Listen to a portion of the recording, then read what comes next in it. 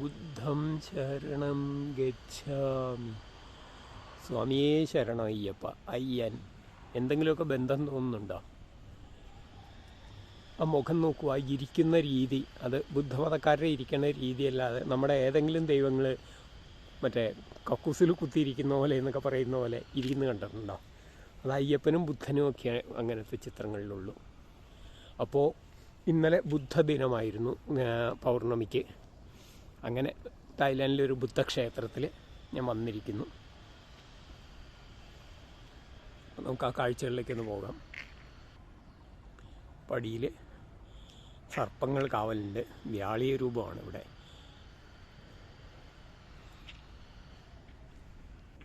വെയിൽ നന്നായിട്ടുണ്ടെങ്കിലും കൂട്ടും തണുപ്പാണ്.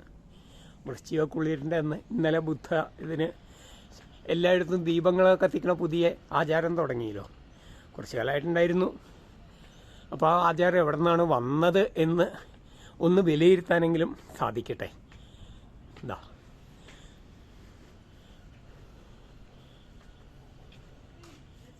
യെസ്, നോക്കൂ, അമ്പലത്തിൻ്റെ ചുറ്റും ഇരിപ്പിടങ്ങൾ തന്നെ എത്ര മനോഹരമാണ്. പൂക്കളൊക്കെ ആയിട്ട് അവിടെ ഇരിപ്പിടങ്ങളുണ്ട്.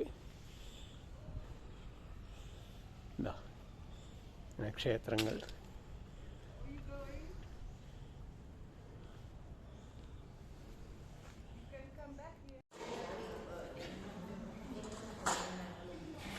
ബുദ്ധ ക്ഷേത്രത്തിലാണ്. സൈലൻസ് ആണ് ഇവിടുത്തെ പ്രത്യേകത.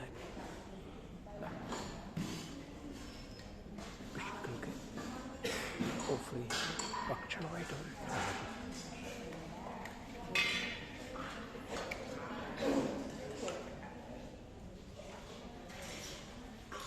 അവരുടെ കയ്യിലുള്ള പാത്രങ്ങളിൽ ആളുകൾ ഇട്ടുകൊടുക്കും.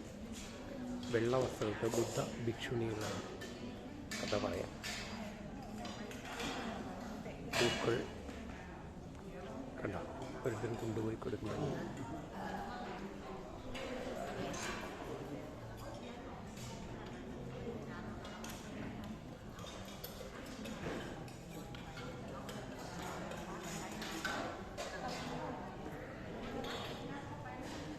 ബുദ്ധമതം സ്വാതന്ത്ര്യത്തിൻ്റെ അല്ല, പ്രത്യേകിച്ച് സ്ത്രീകൾക്ക് രണ്ടാം കിട തന്നെയായിട്ടാണ് ബുദ്ധൻ തന്നെ ചെയ്തത്. ബുദ്ധ ഭിക്ഷു ആവാൻ സ്ത്രീകൾക്ക് ഒരുപാട് പരിമിതികളുണ്ട്. ആകണമെങ്കിൽ ആണുങ്ങളുടെ ഇരട്ടി പണിയെടുക്കണം. എന്നാലും ഇതുപോലെ രണ്ടാം സ്ഥാനമേ ഉള്ളൂ. അപ്പം നമ്മളെല്ലാത്തിനും നമ്മൾ ഇങ്ങനെ പുകഴ്ത്തി മാത്രമല്ലല്ലോ പറയുന്നത്, സത്യം പറയണമല്ലോ. ഇവിടെ നോക്കൂ, സൈലൻസ് ഇവർ വച്ചിട്ടുള്ളതിൻ്റെ സൗന്ദര്യം. അവിടെ പുറത്ത് ചെരുപ്പ് സൂക്ഷിച്ചതിൽ പോലും അത് കാണാൻ പറ്റും. എല്ലാം എന്ത് മനോഹരമായിട്ടാണ് ചെരുപ്പുകളൊക്കെ ഇങ്ങനെ വച്ചിരിക്കുന്നത്.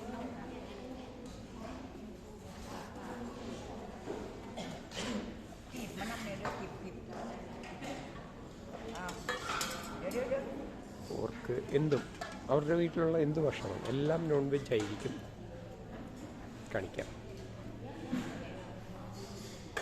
ഇത് ഇവിടുത്തെ അപൂർവത്തിന് നല്ല സ്വാദുള്ള റെഡ് റൈസാണ്.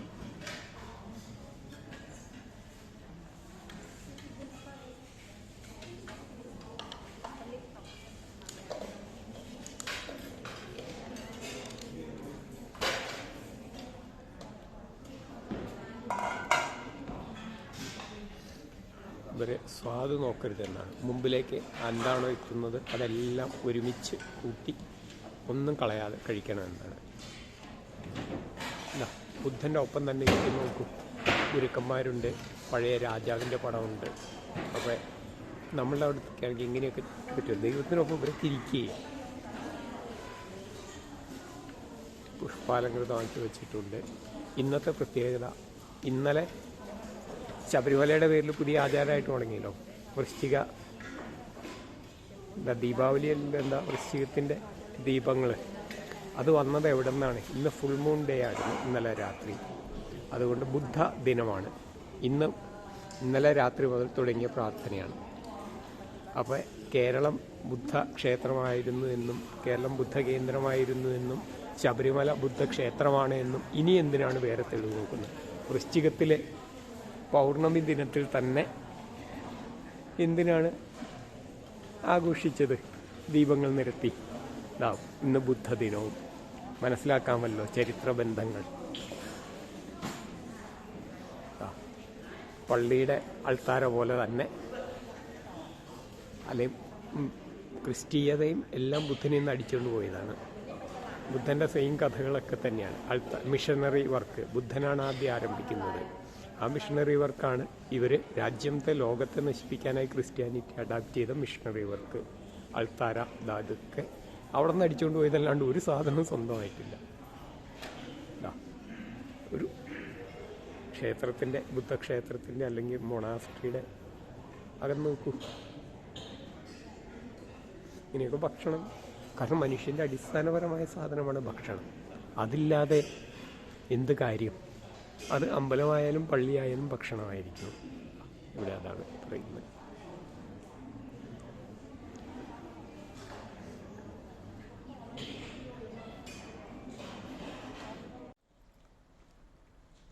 ദൂരെ മലനിരകളിലെ സൗന്ദര്യം കാണിക്കണമെന്നൊരു ഭയങ്കര മൂടൽമഞ്ഞും ഒക്കെ വന്നു തുടങ്ങി. പുഴ,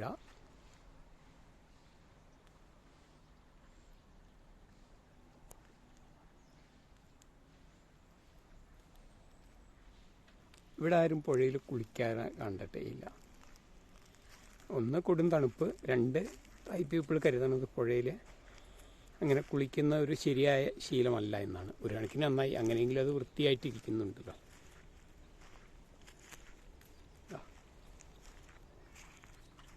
അങ്ങനെ അവിടെയുണ്ട്. അതിങ്ങനെ പുഴയോരത്ത് ധാരാളമുണ്ട്. പുഴയിലേക്ക് ഇറങ്ങി എല്ലാം ഉണ്ട്.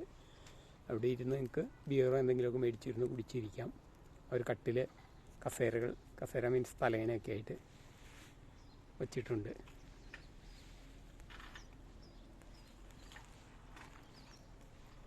അസ്തമന സൂര്യനെ കാണാം. മനോഹരമായ മലനിരകളാണ്. അതിൻ്റെ അടുത്ത് കൂടെയൊക്കെയായിരുന്നു ഞങ്ങൾ രാവിലെയൊക്കെ ഇറങ്ങിയത് മുഴുവനും. ഇന്നിവിടെ നാഷണൽ ഹോളിഡേ ആണ്.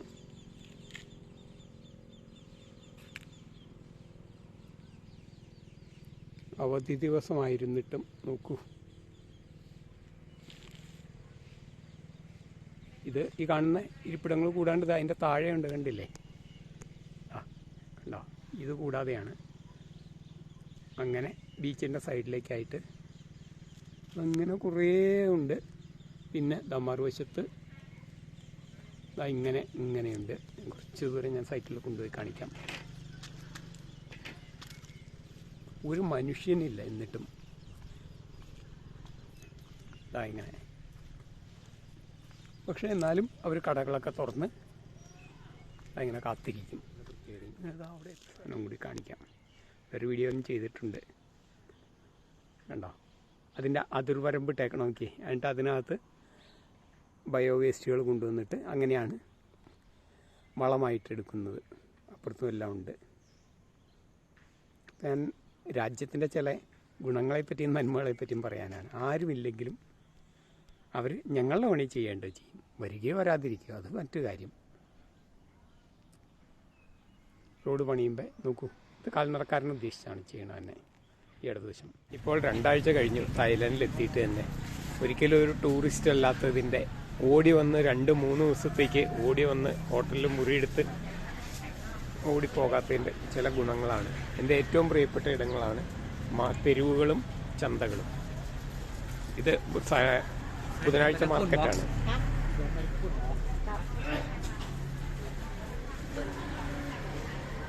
ഓർഗാനിക് സാധനങ്ങളുടെയാണ്. അരി കണ്ടോ? Black rice, red rice.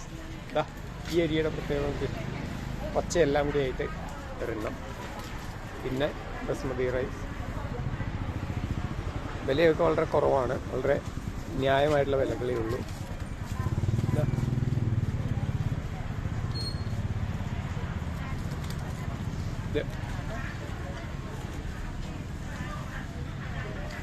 ഇതിൻ്റെ വില 60 ബാത്തേ ഉള്ളൂ കിലോയ്ക്ക്. നമ്മുടെ ഇന്ത്യൻ രൂപയിലേക്ക് കൺവേർട്ട് ചെയ്യുമ്പോൾ 120 രൂപയുള്ളൂ.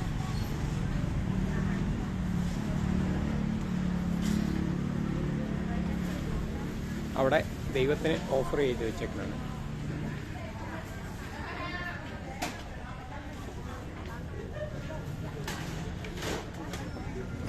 Mulberry water plus, passion fruit plus, baby Jack fruit. Organic ആണെന്ന് പറയുന്നു. നമ്മുടെ നാട്ടിലെ പോലെയല്ല, ഇവർ വളരെ സത്യസന്ധരാണ്. നാച്ചുറലായിട്ട് മൾബറീനെ എടുത്ത് വെച്ചാൽ നോക്കും. വാഴയിലയിൽ പൊതിഞ്ഞ്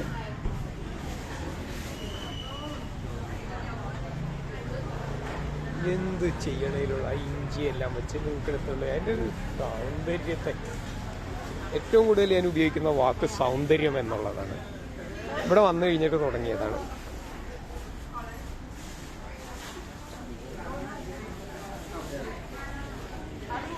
Yes.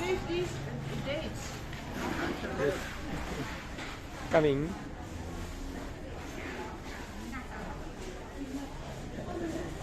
റെഡി ടു കുക്കായിട്ട് വെച്ചിരിക്കുന്നു. ഈ ഇല നല്ല ടേസ്റ്റാണ്. മോണിക്കടൊപ്പം കൂടിയതുകൊണ്ട് കുറേ ഇലകൾ ധാരാളം തിന്നാൻ പറ്റി. പൈനാപ്പിൾ വളരെ അപൂർവമായിട്ടാണ് ഓർഗാനിക്കിൽ കാണാറ്. ഒരു കാര്യം കാണിക്കാം. പൈനാപ്പിൾ കട്ട് ചെയ്ത് വിൽക്കാൻ വെച്ചേക്കാണ്. നിങ്ങൾക്ക് 10 രൂപ 20 രൂപ കൊടുക്കണമെങ്കിൽ കൊണ്ടുപോകാം. എന്താണ് അതിൻ്റെ പോലും സൗന്ദര്യം നോക്കുക. നമ്മൾ ബിസ്ക്കറ്റ് കുക്കീസൊക്കെ ഉണ്ടാക്കിയാണ് പറയുന്നത്. ഇതിന് കൂണുകൾ, ഇലകൾ, ബ്രോക്കോളി. സമാറ്റിക്ക ബ്രോക്കോളി നമ്മൾ ഒട്ടും കഴിക്കാത്ത സാധനമാണ്. സായിപ്പുമാരതിങ്ങനെ മടമടാന്ന് തിന്നുന്നതാണ്. എനിക്കിഷ്ടമാണ്. ഇവിടുത്തെ ഉള്ളിയുടെ പ്രത്യേകത ഉണ്ടാവും. 10 രൂപയുണ്ട്, 20 രൂപ. അങ്ങോട്ട് ഞാൻ കൊണ്ടുവരാം കേട്ടോ കുറേ വരുമ്പേ.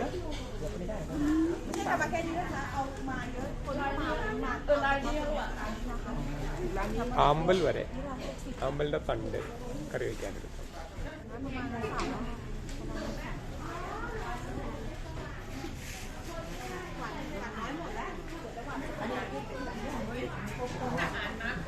വീണ്ടും റൈസ്,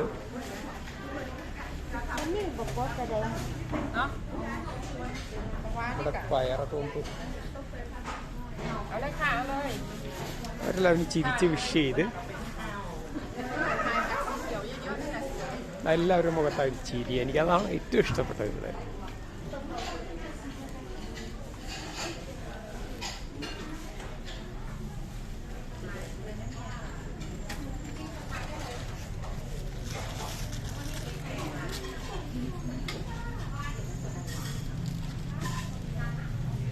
പ്ലാസ്റ്റിക്കിലേക്കാണ് ഇടുന്നത്. പ്ലാസ്റ്റിക് ഒഴികെ നമുക്ക് തായ്ലൻഡിനെ we can accept anything, everything.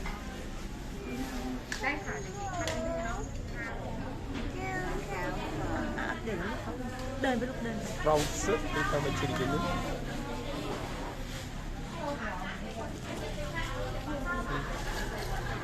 റൈസാണ്.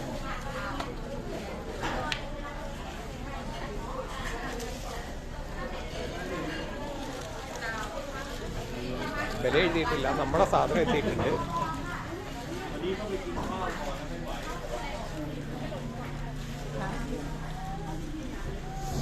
Dates, I think. No, it's not dates. Prunes, berries, blackberries. I love. I will come back. Yeah, this is good one.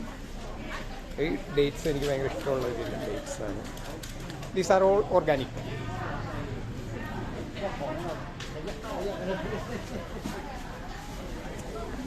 Cake. ഇത് ഒരിനം വെറ്റിലയല്ല, പക്ഷെ മുറുക്കാൻ പോലെ പാൻ പോലെ ഉപയോഗിക്കുന്നു. എല്ലാം കൂടി നല്ല ടേസ്റ്റാണ്. കാണിക്കാം.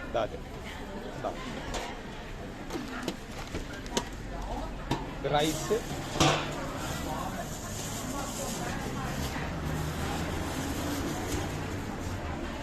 ബ്ലാക്ക് റൈസൊക്കെ ആഹാ, ഇതൊക്കെയാണ് കഴിക്കേണ്ടത്. ബ്ലാക്ക് റൈസ് ഇവർ മിക്സ് ചെയ്തും കൂടി ഉണ്ട്, മൂന്നും കൂടി മിക്സ് ചെയ്ത് 70 രൂപയുള്ളൂ 1 കിലോയ്ക്ക്. ഓ, എങ്ങനെയാണോ മുതലാവുന്നത്. തായ്ലാൻഡാണ് ലോകത്തിൽ നെല്ല് കൃഷി ആരംഭിച്ച ഇടം, അറിയാമെന്ന് കരുതുന്നു. അതും വെറും 10,000 കൊല്ലത്തിൽ താഴെ പഴക്കമേ ഉള്ളൂ. പുളി, ചീസ്, നെല്ലിക്ക, ഒരു സാധനം കണ്ടോ തിന്നാൻ വച്ചേക്കണേ. ഇതിനൊക്കെ ഭക്ഷണമാണ് എന്ന് നമുക്ക് ചിന്തിച്ചിട്ടുണ്ടെന്നെങ്കിലും ഞാൻ എൻ്റെ കുട്ടിക്കാലത്ത് ഏതായാലും പച്ചയ്ക്ക് നിന്നിട്ടുണ്ട്. വീട്ടിലറിയുണ്ട് ഏതായാലും. പുല്ല്, വയ്ക്കോല്, കാടും പടലും പറിച്ച് കിട്ടിത്ത.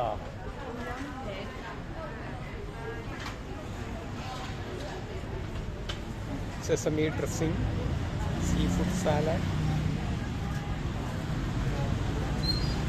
സീസർ സലാഡ് 1000 ആയിരം.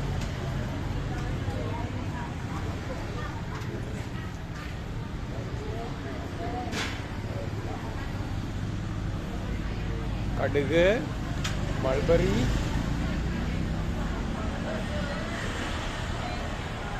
ഫുഡും തണുപ്പാണ്. കണ്ടോ ഇവരൊക്കെ വെച്ചേക്കണുണ്ടോ? ഞാനൊക്കെ വളരെ സിമ്പിളായിട്ട് വന്നേക്കും. So cold. ഒരിടം കൂടി കാണിക്കാതെ നമ്മുടെ ബംബ്ലോസിനെ പ്രസന്റ് ചെയ്ത് വെച്ചേക്കുന്ന രീതി നോക്കും. ബംബ്ലോസ് വേണമെങ്കിൽ നിങ്ങളെ മേടിച്ച് ഹിമാലയൻ റോക്ക് സാൾട്ട് വിട്ട് ആളുകൾ കൊണ്ടുപോകുന്നു. പപ്പായ,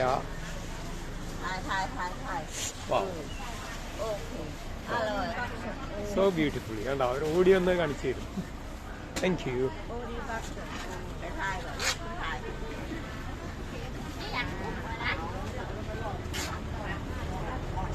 ഇനി ഇതിൻ്റെ ഉള്ളിലേക്ക് കുറച്ചുണ്ട്, അങ്ങോട്ടേക്ക് വീണ്ടും കയറാൻ പറ്റുമോട്ടെ. നോക്കൂ പാട്ടിക്ക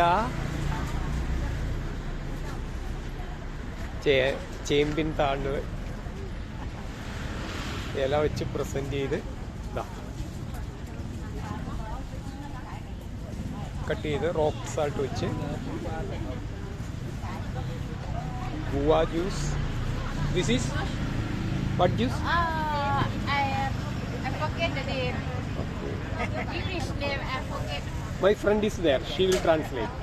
I call her. Thank you. Thank you all. ഈ ബാങ്കാണ് സ്പോൺസർ ചെയ്യുന്നത്. Bank for agriculture and agriculture cooperatives. ഇവിടെ ബുധനാഴ്ച മാത്രമേ ഉള്ളൂ. ടൗണിൽ മാർക്കറ്റിനോടൊപ്പം ഓർഗാനിക് മാർക്കറ്റ് ഒരു ഭാഗത്തുണ്ട്. പിന്നെ ഞങ്ങളുടെ വീടിൻ്റെ തൊട്ടടുത്തുണ്ട് എല്ലാ ദിവസവും. ഒരിടം കൂടി കാണിക്കണമെന്ന് കരുതി, ഒരു സ്ഥലം കൂടി കാണിക്കാമെന്ന് കരുതി. ഓർഗാനിക് സാധനങ്ങൾ സ്ഥിരം ഇവിടെ ഉണ്ടാകും. മാർക്കറ്റ് തന്നെ സിറ്റി സെൻറ്ററിൽ തന്നെയാണിത്.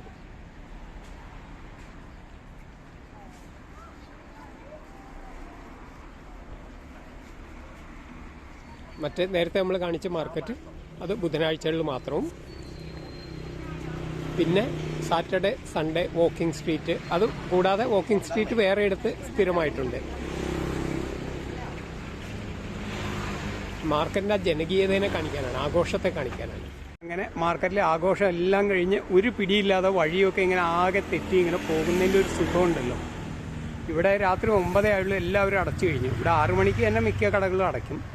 വളരെ അപൂർവമാണ് തുറന്നിരിക്കുക. മാർക്കറ്റ് മാത്രമായിരുന്നുകൊണ്ടാണ് 9 മണി വരെയൊക്കെ ആൾക്കാരുണ്ടായിരുന്നത്. റേപ്ലയിൽ തന്നെ ആളുകൾ കൊഴിഞ്ഞു, എന്നാലും 9 വരെ നല്ല തിരക്കുണ്ടായിരുന്നു.